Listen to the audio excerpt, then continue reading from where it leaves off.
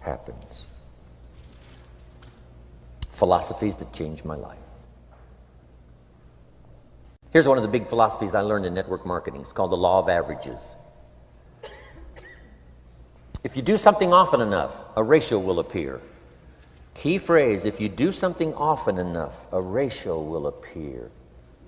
It's amazing. It's uncanny. In baseball, we call it batting average. If you talk to 10 people, one says yes. Now the ratio has begun. 1 out of 10. Talk to 10, get 1. Here's something interesting about the law of averages. Once it starts, it tends to continue. This is colossal information. Once a ratio starts, it tends to continue. If you talk to 10 and get 1, sure enough, chances are excellent if you talk to 10 more, you'll get another one. Talk to 10 more, you'll get another one. Now you can compete. If you can only get 1 out of 10, you can compete, even with somebody that can get 9 out of 10. If you've been here a long time, you can get 9 out of 10. I just joined, I can only get 1 out of 10. If we have a 30-day contest, I will beat you. Say, well, how could you beat me? Here's why. During that 30 days, you talk to 10 and get 9. I talk to 100 and get 10. I beat you. Isn't that clever? This is clever stuff. And I do it for 2 reasons. I sincerely wish to win. But I do it for another very sincere reason. I wish for you to lose. And that's noble on my part. Here's why it's noble. You learn more by losing than you do by winning. So I wish to give you that experience. Now here's how I do it once I understand the law of averages. When I'm new, I make up in numbers what I lack in skill. I make up in numbers what I lack in skill. Now who can do that? Anybody that's ambitious. Anybody with a little ingenuity. Anybody. Doesn't matter. Now here's one more. The law of averages can be increased. You get 1 out of 10, talk to 10, get another one. Talk to 10, get another one. The 4th time you talk to 10, you get 2. Why would the 4th time you talk to 10, you get 2 instead of 1? You're getting better. You're getting better. And who can get better? Anybody. Talk to 10, get 2. Talk to 10, get 2. Finally, talk to 10, get 3. I finally got up to about 3. Now, it takes more than a genius to go past like 3 or 4. But 3 will do. If you bat 300 in baseball, they pay you $4 million a year, which means you're out 7 times out of 10. 7 times out of 10, out. Make $4 million a year. Are you ready for that? So, this works so well now in your business. Just jot the phrase down. You don't have to bat 1,000. You don't have to bat 1,000 to make big money. 1 out of 10 is fine. 2 out of 10 is terrific. 3 out of 10 is fabulous. Some particular incredible genius might get 4 out of 10. But 3 out of 10 is sufficient to make you rich beyond your wildest imagination. This is how I went after my friends, neighbors, and relatives when I first started recruiting. I said, look, I've got a new business, and I'm getting about 3 out of 10 to join. And I don't mind you. Just come to the meeting and be one of the 7.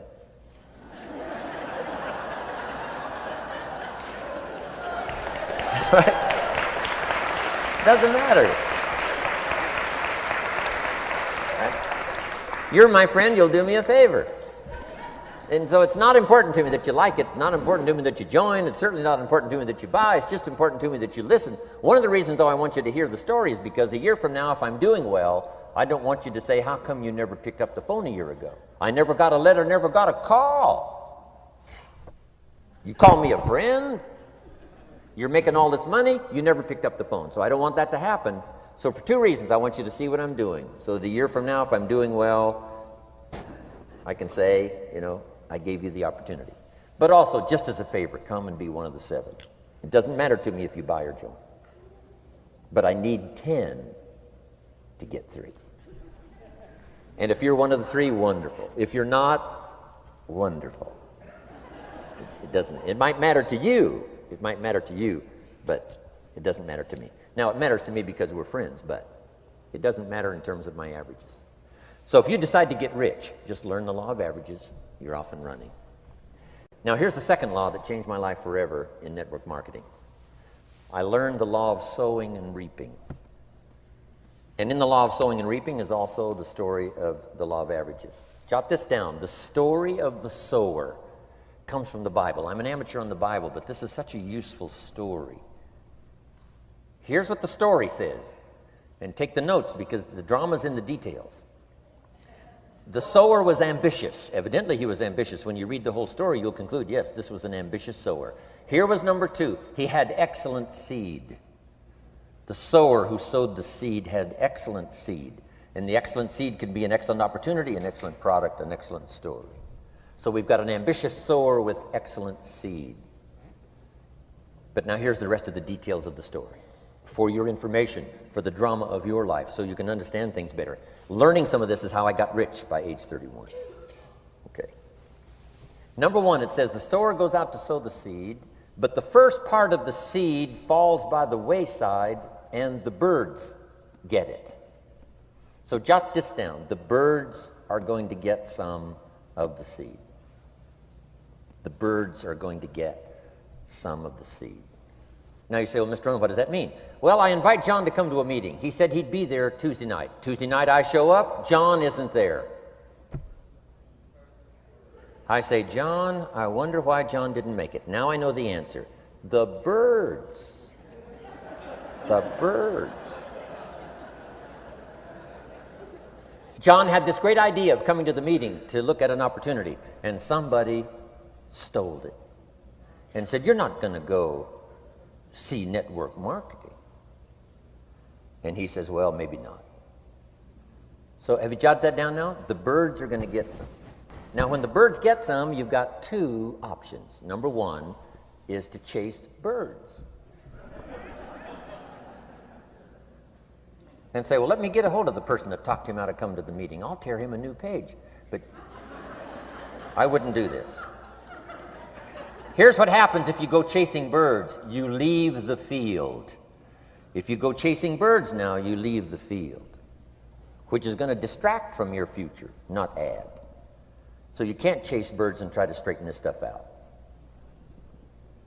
Here's what it is. It's just one of those things. And here's the best comment when things are a little disappointing. Isn't that interesting? You just have to say, I thought sure he would be there. He promised me. He promised me. But I know it was the birds. And you just have to say, isn't that interesting? Now, here's the rest of the story. It says, the sower kept on sowing. See, that was the secret to his success. He kept on sowing. And if you keep sowing, you can sow more than the birds can get because there aren't enough birds. If you keep sowing, there are some birds, but there's not enough because the law of averages will work for you. My mentor taught me, he said, you know, Mr. Rohn, there's only 9 or 10 real nasty, miserable people in the whole world. Now, he says they move around a lot, you know, and you're liable to... You'll bump into one once in a while. But when you bump into one, you say, there's only 9 more like you. I can handle that in the whole world. Okay. Now, here's what else it says. The sower now keeps sowing the seed. Now the seed falls, the story says, on rocky ground where the soil is shallow. And the rocky ground where the soil is shallow is not of your making, because you had excellent seed and you were an ambitious sower. So the rocky ground where the soil is shallow is not of your making. But here's what it says what happened. This time, the little seed that falls in the ground starts to grow, and the little plant starts to grow. But the first hot day, it withers and dies. It dies. Not an easy thing to watch. I finally get John started. Sure enough, 3 or 4 days later, somebody says, boo, and he goes,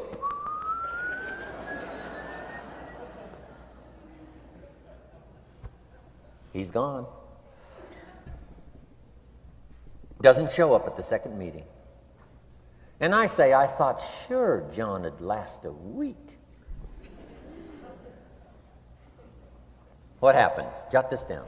The hot weather is going to get some. And this is not of your making. Here's what you must say when that happens. Isn't that interesting? Wow. What can you do? The answer is nothing. You say, well, I'm going to try to change this. I wouldn't take that class. You know, the sun comes up in the east. Somebody says, why is that? I wouldn't spend much time on that. Just let that happen. Don't go for this why stuff. I'm giving you the answers here. The answers is in the structure and the consequences and in the deal. The answer is in the deal. Anything beyond that is not worth study. You say, well, how come some just last a little while? I wouldn't sign up for that class. Here's the answer. Some don't stay.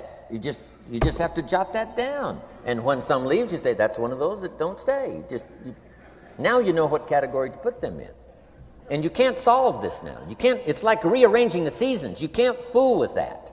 All you can do is cooperate with the way things are set up. I didn't set it up.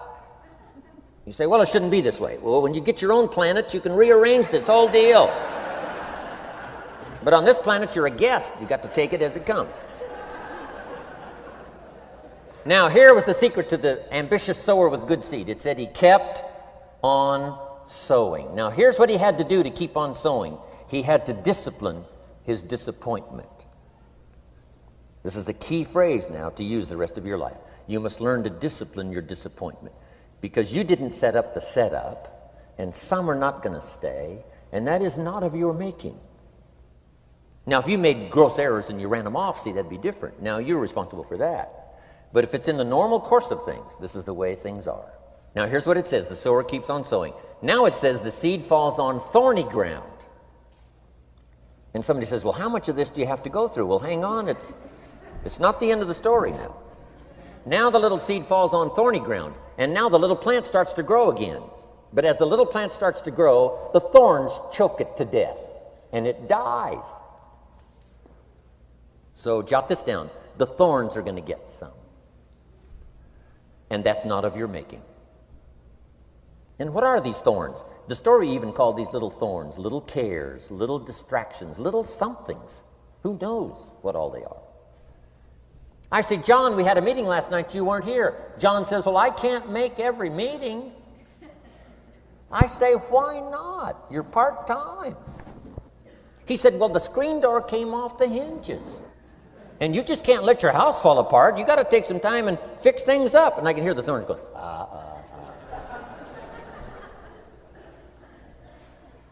He says some extra trash had piled up in the garage. You can't let mountains of trash take over.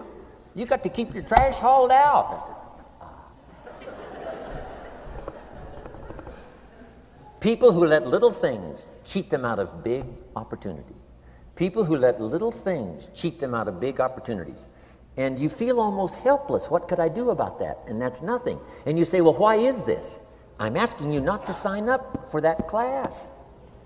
Don't sign up for these why is this class. It's just the way it is. Like winter following fall and spring following winter. So if you got that, the thorns are going to get some. But now here's the good news. Let's read the rest of the story now quickly. The sower now what? Keeps on sowing the seed, keeps on sharing the story, keeps on giving an invitation. Yes, the invitation can be more powerful for me as it was 1 year later than it was the first month. Because now I'm saying I'm making twice as much money part-time as I'm making on my full-time job. Yes, the story can be more powerful, but the law of average is still going to work. But now here's what the story said. Finally, the seed falls on good ground. Finally, the seed falls on good ground. Now, put this in parentheses. It always will, if you keep sowing. If you share a good idea long enough, it will fall on good people. But now here's the rest of that story.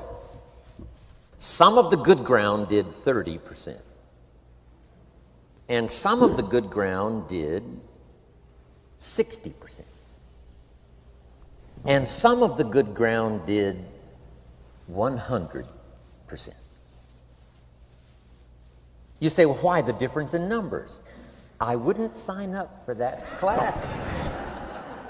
Come on. Have I said that often enough now? don't register for that class. It's just the way it is. Now, I tried to get the 30s to do 60. Found out it was more than I could handle. I used to say, I'll make them successful if it kills me. I almost died. No, you can't do that. Here's what you do. Let the 30s do 30 to the best of their ability and keep doing 30, because that's how they build their lifestyle and get what they want out of life. And let the 60s do 60, and let the 100s do 100s. Now, how can you get some to do 100%? You got to go through all these experiences, and you got to talk to all these people. Let me quickly give you now a list of the skills that changed my life forever.